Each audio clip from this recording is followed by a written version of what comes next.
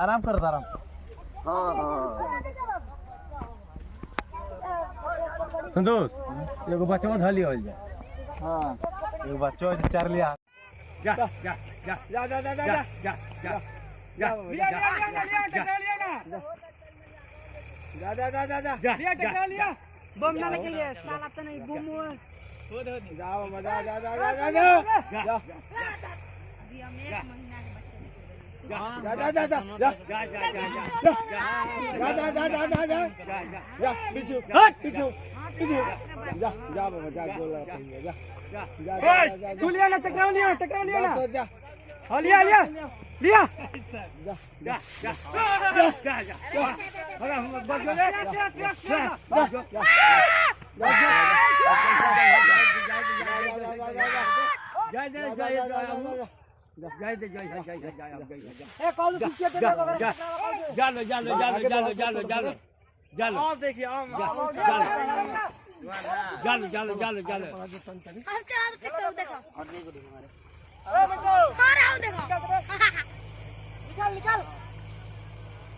हाँ, मैं श्री शिवेश चौहान बोल रहा हूँ